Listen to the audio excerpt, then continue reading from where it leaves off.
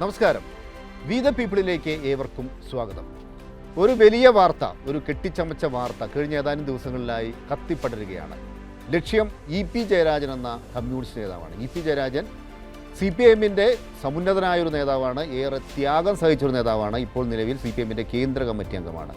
EP. ജയരാജനെ BJP-യുടെ പ്രമുഖനായ നേതാവ് പ്രകാശ് ജാവ്ദേക്കർ സന്ദർശിച്ചതാണ് ഒരു വലിയ സംഭവമായി കൊട്ടിഘോഷിക്കുന്നത്. ഇ.പി. ജയരാജൻ BJP-യിൽ ചേരാൻ അദ്ദേഹം പദ്ധതി തയ്യാറാക്കി, അതിനുവേണ്ട ഒരുക്കങ്ങളെല്ലാം നടത്തി എന്ന രീതിയിലാണ് ഇവിടെ ആരോപണങ്ങൾ ഉന്നയിക്കപ്പെടുന്നു. ശോഭാ സുരേന്ദ്രൻ ആ രീതിയിലുള്ള ചില കാര്യങ്ങൾ പറഞ്ഞു. ഇതിന് പിന്നാലെ ഏതാണ്ട് BJP-ക്കാർ പ്രചരിപ്പിക്കുന്നത്, ശോഭാ സുരേന്ദ്രനെല്ലാം പറയുന്നത് ശരിയാണെന്ന രീതിയിൽ വാർത്തകൾ ആസൂത്രിതമായി ചമയ്ക്കപ്പെടുന്നു. ഈ രീതിയിലുള്ള കാര്യങ്ങളാണ് ഇന്നലെയും ഇന്നുമെല്ലാമായി മാധ്യമലോകം പ്രധാനമായും ചർച്ച ചെയ്തുകൊണ്ടിരിക്കുന്നത്. CPM-ൻ്റെ സംസ്ഥാന സെക്രട്ടറി MV ഗോവിന്ദൻ മാസ്റ്റർ കഴിഞ്ഞ ദിവസം വാർത്താസമ്മേളനം നടത്തി പാർട്ടി നിലപാട് വ്യക്തമാക്കിയിരുന്നു. ഇത് വളരെ ആസൂത്രിതമായ കള്ളപ്രചാരണമാണ്. ഇതിനെതിരെ നിയമപരമായ നടപടി കൈക്കൊള്ളും. ഇ.പി. ജയരാജൻ്റെ ഒരു രാഷ്ട്രീയ ബോധത്തിൽ യാതൊരു രീതിയിലുള്ള സംശയവും CPM-ന് ആർക്കും തന്നെയില്ല. ഈ വിഷയമാണ് ഇന്ന് ചർച്ച ചെയ്യുന്നത്. നീലിമ, ഇതിനകത്ത് എനിക്ക് തോന്നുന്നത് ഇതിൻ്റെ ഒരു തുടക്കമെന്ന് പറയുന്നത് ദല്ലാൽ നന്ദകുമാരുമായി ബന്ധപ്പെട്ട വിഷയം, അതോടൊപ്പം തന്നെ ശോഭാ സുരേന്ദ്രനാണ് ഈ കാര്യം ആദ്യമായിട്ട് പറയുന്നത്. എന്താണ് ഇതിന് തുടക്കമിട്ട രാഷ്ട്രീയ നീക്കങ്ങൾ എന്താണ്? അതായത് ദല്ലാൽ നന്ദകുമാർ വാർത്താ സമ്മേളനം വിളിച്ചു ചേർക്കുന്നു. ശോഭാ സുരേന്ദ്രനെതിരെ ഒരു ആരോപണം ഉന്നയിക്കുന്നു. അനിൽ ആന്റണിക്കെതിരെയും അവിടെ ആരോപണം ഉന്നയിക്കുന്നുണ്ട്. ശോഭാ സുരേന്ദ്രനെതിരെ ഒരു സാമ്പത്തിക ആരോപണമാണ് ഉന്നയിക്കുന്നത്. ഒരു വസ്തു ഇടപാടുമായി ബന്ധപ്പെട്ട് 10 ലക്ഷം രൂപയുടെ ഒരു ഇടപാട് ഇവർ തമ്മിൽ നടത്തി. ഈ പൈസ ശോഭ തിരിച്ചു തന്നില്ല എന്നുള്ള രീതിയിൽ വളരെ ഗുരുതരമായ ഒരു ആരോപണം ശോഭാ സുരേന്ദ്രന് നേരെ ഉന്നയിക്കപ്പെടുകയാണ്. അപ്പോൾ ആലപ്പുഴ മണ്ഡലത്തിൽ വലിയൊരു സ്വാധീനമുണ്ട് എന്നൊക്കെ ഈ സംഘപരിവാർ ഹാൻഡിലുകളൊക്കെ വാഴ്ത്തിപ്പാടുന്ന ഒരവസ്ഥയിലാണ് യഥാർത്ഥത്തിൽ ദലാൽ നന്ദകുമാർ ഇത്തരത്തിൽ ശോഭാ സുരേന്ദ്രനെതിരെ വലിയൊരു ആരോപണവുമായി മുന്നോട്ട് വരുന്നത്. പക്ഷേ ദല്ലാളിൻ്റെ ഈ ആരോപണം ഇത് മറച്ചു വയ്ക്കാൻ വേണ്ടി ഇ.പി. ജയരാജൻ എന്ന സമുന്നതനായ കമ്മ്യൂണിസ്റ്റ് നേതാവിനെ അപകീർത്തിപ്പെടുത്തുന്ന പരാമർശങ്ങളാണ് പിന്നീട് ശോഭാ സുരേന്ദ്രനിൽ നിന്നും ഉണ്ടായത്. അദ്ദേഹം BJP-യിലേക്ക് ചേരാൻ ജാവ്ദേക്കറുമായി കൂടിക്കാഴ്ച നടത്തി. അങ്ങനെ ഒരു നേതാവിനെ കരിവാരി തേച്ച് കാണിക്കുക എന്നതിനപ്പുറം തനിക്കെതിരായി വന്ന ഈ ദുഷിച്ച ആരോപണത്തിന് തടയിടാൻ വേണ്ടി, അത് മറയ്ക്കാൻ വേണ്ടി ഒരു രാഷ്ട്രീയ വിവാദം തെരഞ്ഞെടുപ്പ് കാലത്ത് കൊളുത്തിവിടുക, അതായിരുന്നു ശോഭാ സുരേന്ദ്രൻ ചെയ്തത്. പക്ഷേ ചക്കിന് വെച്ചത് കൊക്കിന് തന്നെ വന്നു വീഴുന്ന ഒരു സ്ഥിതിയാണ് ഇപ്പോൾ നമ്മൾ കണ്ടുകൊണ്ടിരിക്കുന്നത്.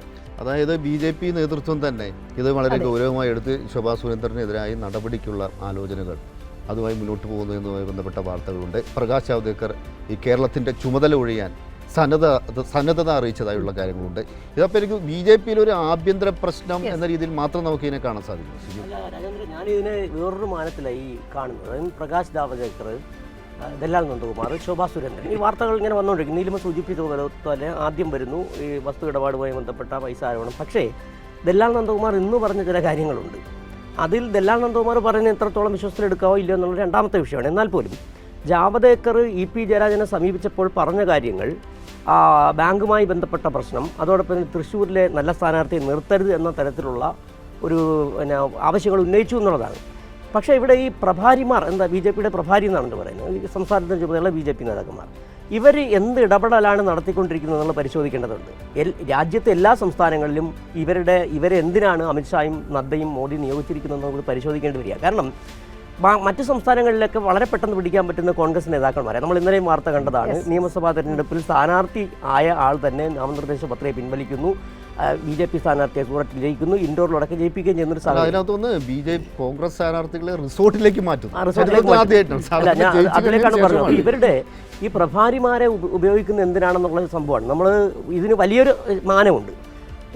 BJP വിരുദ്ധ സർക്കാരുകളിൽ ഗവർണർമാരെ ഉപയോഗിച്ച് ആ സംസ്ഥാനത്തെ ഭരണത്തെ അസ്ഥിരപ്പെടുത്താൻ, അവിടുത്തെ നിയമസഭകളെ ഇല്ലായ്മ ചെയ്യാനുള്ള ശ്രമങ്ങൾ നടത്തുന്നതിന് സമാന്തരമായി തന്നെയാണ് ഇത്തരം പ്രഭാരിമാരെ ഉപയോഗിച്ചുകൊണ്ട് അവിടുത്തെ പ്രബലമായ രാഷ്ട്രീയ പാർട്ടി നേതാക്കളെ സമീപിക്കുകയോ അവർക്കെതിരെ ആസൂത്രിതമായ കഥകൾ മെനയുന്നതിനായുള്ള പദ്ധതികൾ തയ്യാറാക്കുക, അതായത് ചാക്കിട്ട് പിടിക്കുക എന്ന് വേണമെങ്കിൽ പറയാം. ഇത് നോക്കിയപ്പോൾ സ്വാഭാവികമായിട്ടും ഇ.പി. ജയരാജൻ എന്ന് പറയുന്നത് LDF-ന്റെ കൺവീനറാണ്. 40-50 വർഷത്തോളം കേരളത്തിലെ രാഷ്ട്രീയ രംഗത്ത് നിൽക്കുന്ന കമ്മ്യൂണിസ്റ്റ് തലയെടുപ്പുള്ള കമ്മ്യൂണിസ്റ്റ് നേതാവ്, നിരവധി ത്യാഗങ്ങൾ സഹിച്ച നേതാവ്.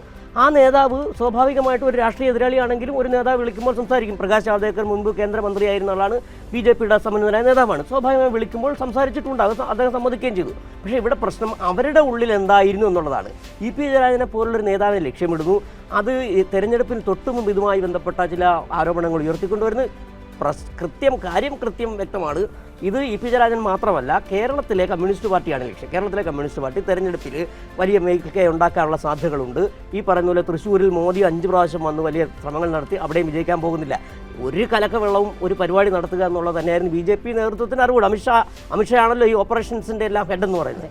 അതിൻ്റെ അടിസ്ഥാനത്തിൽ നടത്തിയ ഒരു പരിപാടിയാണ്. അപ്പോൾ അതുകൊണ്ട് ഇതൊരു ചെറിയ ഇവിടെ ശോഭാ സുരേന്ദ്രൻ്റെയോ അല്ലെങ്കിൽ ഈ ദല്ലാൽ നന്ദകുമാറിൻ്റെ ഇതുമായിട്ട് മതി. ദല്ലാൽ നന്ദകുമാറിനെ പോലെയുള്ള അനവധി ആളുകളെ എല്ലാ സംസ്ഥാനങ്ങളിലും ഇതുപോലെ BJP ഉപയോഗിക്കുന്നുണ്ട്. അവിടെയുള്ള കോൺഗ്രസ് ഉൾപ്പെടെയുള്ള മറ്റു പാർട്ടികളിലെ നേതാക്കളെ എങ്ങനെ ഉപയോഗിക്കുന്നുണ്ട്. വീഴുന്നവരെ വീഴ്ത്തുകയും അല്ലാത്തവരെ പണം ഒതുക്കുകയും ചെയ്യുന്നു. കേരളത്തിലെ പണി നടക്കില്ല എന്നുകൂടി വ്യക്തമാകുന്നതാണ് ഇന്നലത്തെ EP ജയരാജനുമായി ബന്ധപ്പെട്ട വിഷയത്തിൽ CPM സംസ്ഥാന സെക്രട്ടറി കൃത്യമായി വ്യക്തത വരുത്തിക്കൊണ്ട് പറയുകയും ചെയ്തു. അത് നിയമപരമായി നേരിടുമെന്ന് പറയുമ്പോൾ കാര്യങ്ങൾ വളരെ വ്യക്തമാണ്. ഈ പണി BJPയുടെ ഈ പണി കേരളത്തിൽ നടക്കില്ല എന്നൊരു സന്ദേശം കൂടി പാർട്ടി കൊടുക്കും. പക്ഷേ ഈ വിവാദം അത് അതിൻ്റെ ഏറ്റവും മുകളിലെത്തുന്നത് തെരഞ്ഞെടുപ്പ് ദിവസമാണ്, പോളിംഗ് ദിനത്തിലാണ്. നമ്മൾ പല പോളിംഗ് ദിനത്തിലും കണ്ടതാണ്, ഈ പോളിംഗ് ദിനത്തിൽ എന്തെങ്കിലും ഒരു ബോംബ് പൊട്ടിക്കുക, അതോടുകൂടി ആ ഇലക്ഷൻ അജണ്ട മൊത്തം അങ്ങോട്ട് മാറ്റിമറിക്കണം. ഒരുപക്ഷെ ഇതായിരിക്കാം ലക്ഷ്യമെന്ന് തോന്നുന്നു. ഇതിൻ്റെ അകത്ത് പിന്നെ EP ജയരാജൻ എന്ന പേര് വരുന്നത് ശരിക്കും ശോഭാ സുരേന്ദ്രൻ്റെ പേര് ദല്ലാൽ നന്ദകുമാർ പരാമർശിച്ച് അവർ 10 ലക്ഷം രൂപ വാങ്ങി എന്നടക്കമുള്ള ആരോപണങ്ങൾ, അത് തിരിച്ചു കൊടുത്തിട്ടില്ല എന്നുള്ള ആരോപണം വരുന്നു.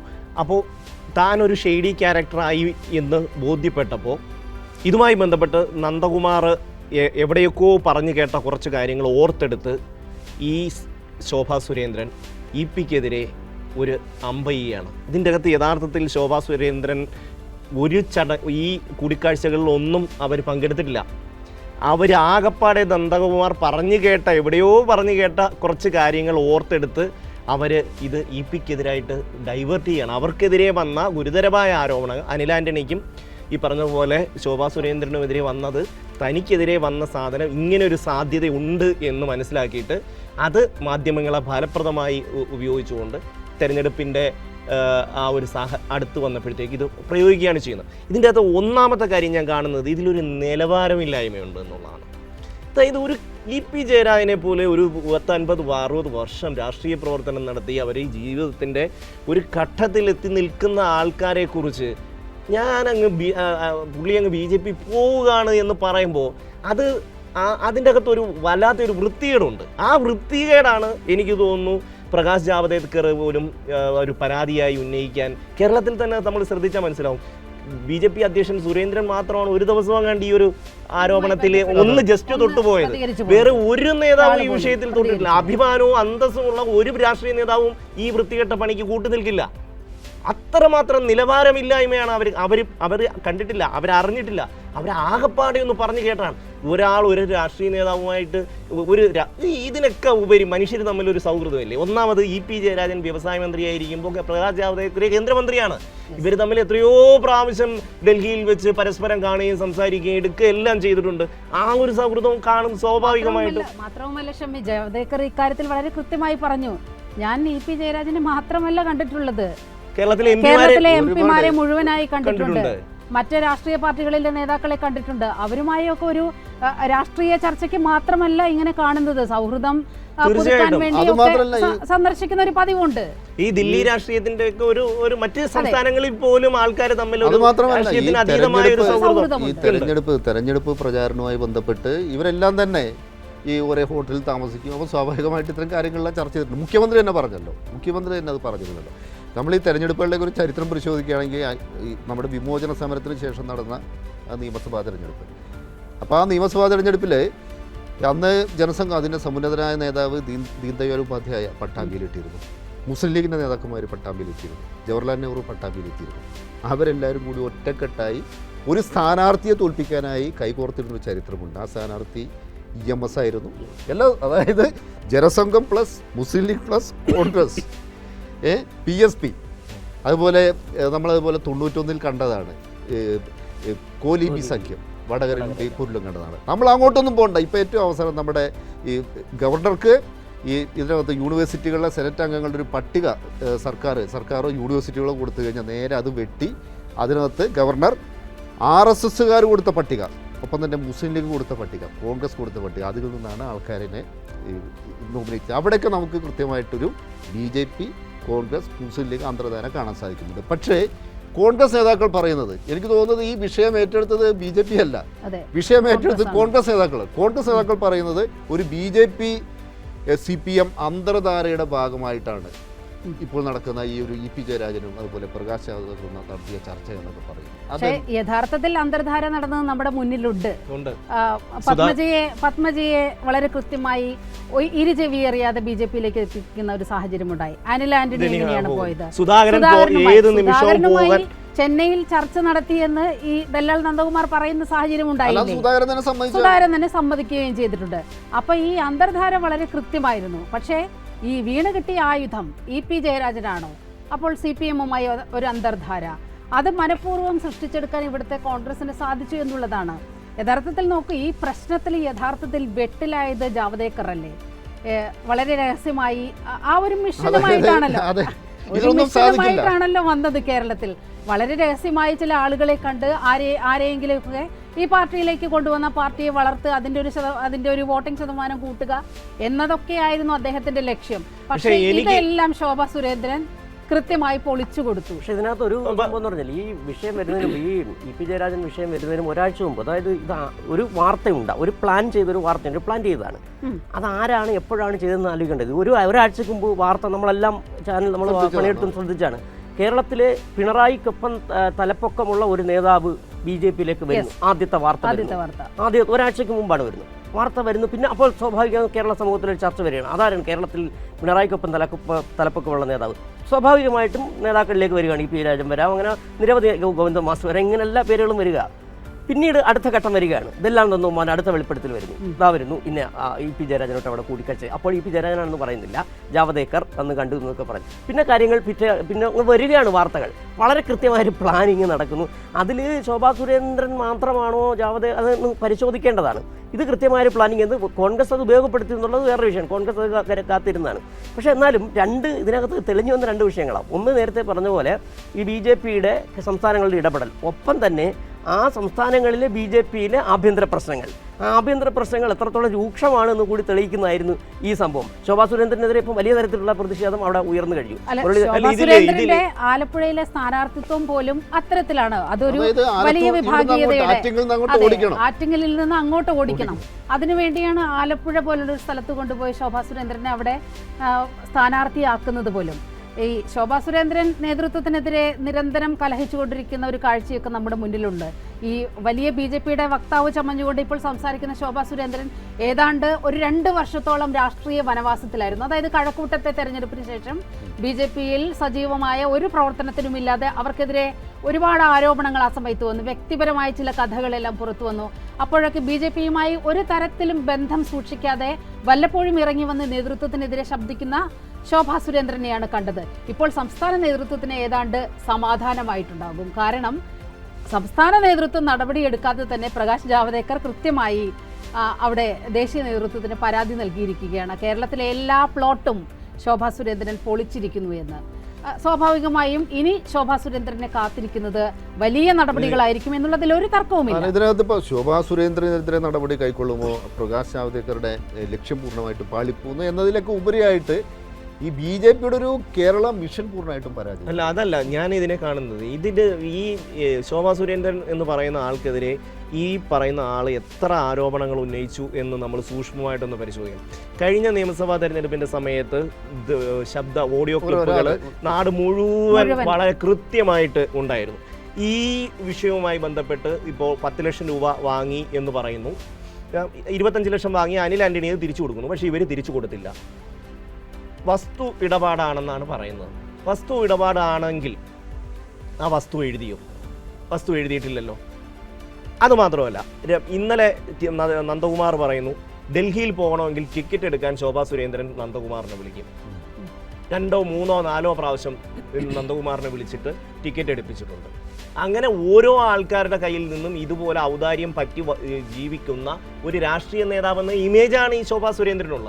അവരാണ് ഒരു കേരളത്തിലെ LDFിൻ്റെ ഒരു കൺവീനറെ കുറിച്ച്, ഒരു CPMൻ്റെ ഉന്നതനായ ഒരു നേതാവിനെ കുറിച്ച് ഇങ്ങോട്ട് വന്ന് BJP ചേരാൻ മെമ്പർഷിപ്പ് എടുക്കാൻ തുടങ്ങിയപ്പോൾ ഒരു ഫോൺ കോൾ വന്നു. അപ്പം അതങ്ങ് നിന്നു. എന്തുമാത്രം ഒരു മനുഷ്യന്റെ രാഷ്ട്രീയ അസ്തിത്വത്തെ EP ജയരാജനെ പോലെ ഒരാള് ഒരു നിമിഷത്തിൽ BJPയിൽ പോയി ചേരും എന്ന് പറഞ്ഞാൽ ഇവിടുത്തെ BJPക്കാർ പോലും EP ജയരാജൻ തന്നെ പറഞ്ഞ രസകരമായ തലയ്ക്ക് വെളിവുള്ള ആരെങ്കിലും ഈ പാർട്ടി പോകുന്ന EP ജയരാജൻ തന്നെ പറയുകയും ചെയ്തു. ശോഭാ സുരേന്ദ്രൻ ഇങ്ങനെ പണം മേടിച്ചു, 10 ലക്ഷം മേടിച്ചു എന്ന് മാത്രമല്ല, കേരളത്തിലുള്ള BJPക്കാരെ നേതാക്കന്മാരല്ലേ ഇതല്ലേ പണി ചെയ്യുന്നത്. കെ സുരേന്ദ്രൻ കഴിഞ്ഞ തെരഞ്ഞെടുപ്പ് കാലം CK ആന്റണി പണം കൊടുത്ത സംഭവം ഓർമ്മ വരുന്നില്ലേ? ഏത് നേതാക്കളാണ്? വർക്കല ഒരു മെഡിക്കൽ കോളേജുമായി BDS കോളേജുമായി ബന്ധപ്പെട്ട് ഉയർന്ന ആരോപണങ്ങൾ വരുന്നില്ലേ? ഇവർ എത്ര പെട്രോൾ പമ്പ് കള്ളപ്പണ കേസ്, മഞ്ചേശ്വരം കള്ളപ്പണ കേസ്, ബത്തേരി കള്ളപ്പണ കേസ്, ഇതെല്ലാം ഒന്നിനു പിന്നെ നിൽക്കണം. പക്ഷെ ഇവിടെ എനിക്ക് തോന്നുന്നൊരു വിഷയം എന്തെന്നാൽ ഇതിൻ്റെ കാര്യം ഇപ്പോൾ BJPക്കാർ പോലും വിശ്വസിക്കുന്നില്ല. അതായത് EP ജയരാജൻ എന്ന നേതാവ് BJPയിൽ ചേരുന്നു. കോൺഗ്രസ്സുകാർക്ക് CPMനെതിരെയുള്ളൊരു CPMഉം കോൺഗ്രസും BJPയും തമ്മിലുള്ള ഒരു താത്വികവും രാഷ്ട്രീയവുമായ അന്തർധാരയെ പറ്റി പറയുന്ന സമയത്ത് അതിനെ ചെറുക്കാനുള്ള ഒരു ആയുധം എന്ന രീതിയിലാണ് കോൺഗ്രസ്സുകാർ ഈ വിഷയം ഉന്നയിക്കുന്നത്. പക്ഷേ എന്നെ അത്ഭുതപ്പെടുത്തുന്നത് എന്താണ് ശോഭാ സുരേന്ദ്രൻ പറയുന്നതെങ്കിൽ അതങ്ങോട്ട് എഡിറ്റോറിയലൈസ് ചെയ്തിട്ടാണ് നമ്മുടെ മുഖ്യധാര മാധ്യമങ്ങളൊക്കെ, പ്രത്യേകിച്ച് മാതൃഭൂമി എല്ലാം തന്നെ എഡിറ്റ് പേജിൽ ശോഭാ സുരേന്ദ്രൻ്റെ വലിയൊരു അഭിമുഖമാണ്. എന്താണ് ഇതിൻ്റെ ഒരു പറയുന്നൊരു അജണ്ട എന്താണ്? അല്ല, അത് കൃത്യമല്ലേ. അതായത് ഇവിടെ EP ജയരാജൻ പറയുന്നത് ശരിയല്ലെന്നും EP ജയരാജൻ എടുത്ത നിലപാട് ശരിയല്ലെന്നും ശോഭാ സുരേന്ദ്രൻ പറഞ്ഞത് ശരിയാണെന്ന് പറയുമ്പോൾ അവർ ഉദ്ദേശിക്കുന്നത് എന്താണെന്ന് കൃത്യം മനസ്സിലാകൂലേ. എന്നാൽ EP ജയരാജനോട് പറയാനുള്ളത് എന്തെങ്കിലും കൊടുത്ത് രാജേന്ദ്രൻ പറഞ്ഞ പോലെ തന്നെ ഏതെങ്കിലും മാധ്യമം അത് വളരെ ചെറിയ കോളത്തിൽ അങ്ങനെ ഒരു കാര്യം, ഇപ്പോൾ EP ജയരാജൻ ഈ ദല്ലാൽ നന്ദകുമാറുമായി കൂടി കണ്ടു, അവർ തമ്മിൽ ബന്ധമുണ്ട് എന്നൊക്കെ പറയുമ്പോൾ സ്വാഭാവികമായും BJPയുടെ അണികൾ ചോദിക്കുന്ന ഒരു ചോദ്യമുണ്ട്, ഈ ജാവദേക്കർ എന്തിനാണ് ഈ ദല്ലാൽ നന്ദകുമാറിനെ കൊണ്ടുപോകുന്നത്, ഈ കൂടെ കൊണ്ടു നടക്കുന്നത് എന്തിനാണ്? ഇപ്പോൾ കണ്ണൂരിലെ BJP സ്ഥാനാർത്ഥി സുരേന്ദ്രന്റെ കെ സുധാകരന്റെ അടുത്ത അനുയായിയായിരുന്നല്ലോ C രഘുനാഥ് ഒരു ഫേസ്ബുക്ക് പോസ്റ്റിലൂടെ ചോദിക്കുകയാണ്, ഇങ്ങനെ ദല്ലാളുമാരെ ഉപയോഗിച്ച് മാത്രമേ ഇവിടെ BJPയിലേക്ക് ആളെ ചേർക്കാൻ കഴിയുകയുള്ളൂ? അത്രയ്ക്കൊരു ദുരവസ്ഥ ഈ പാർട്ടി ഈ സംസ്ഥാനത്ത് നേരിടുന്നുണ്ടോ? അതായത് ഈ ദല്ലാൾ ബന്ധം BJPയിൽ വലിയ പ്രശ്നമാവുകയാണ്. എന്തിനാണ് ജാവദേക്കർ ദല്ലാളിനെ കൊണ്ടു നടന്നത് എന്നൊരു ചോദ്യം ചോദിക്കാൻ ഇവിടുത്തെ ഒരു മാധ്യമങ്ങളും തയ്യാറാകുന്നില്ല.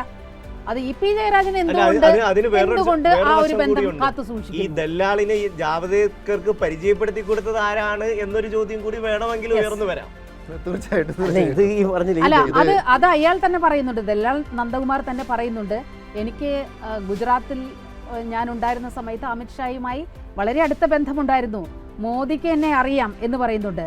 ഇതിലേറെ ശ്രദ്ധേയമായ ഒരു കാര്യം, ഇവിടുത്തെ ലോക്സഭാ ഇലക്ഷന് ശോഭാ സുരേന്ദ്രന് മാത്രമായാണ് അമിത്ഷാ ഇവിടെ പ്രചാരണത്തിന് എത്തിയത് എന്നതുകൂടി കൂട്ടിച്ചേർത്ത് വായിക്കേണ്ടതുണ്ട് ഈ ഘട്ടത്തിൽ. അമിത്ഷാ ആകെ എത്തിയത് ശോഭാ സുരേന്ദ്രന്റെ പ്രചാരണത്തിനല്ലേ? ഈ നന്ദകുമാർ തന്നെ പറയുന്ന വേറൊരു കാര്യമുണ്ട്, അതായത് പോണ്ടിച്ചേരിയിലെ ലഫ്റ്റനന്റ് ഗവർണർ സ്ഥാനം തനിക്ക് വേണം. ഒന്നാമൻ എന്നെ ഇഷ്ടമാണ്, പക്ഷെ രണ്ടാമന് എന്നെ ഇഷ്ടമല്ല. അതുകൊണ്ട് ഇത്ര കോടി അവിടെ കൊടുത്തു കഴിഞ്ഞാൽ എനിക്ക് ആ സ്ഥാനം കിട്ടും. എൻ്റെ കയ്യിൽ 80 ലക്ഷം രൂപയുണ്ട്, 20 ലക്ഷം രൂപ കൂടി നിങ്ങൾ തരണം. തീർച്ചയായിട്ടും ഇതിനകത്ത് എന്നാണ് പറയുന്നത്.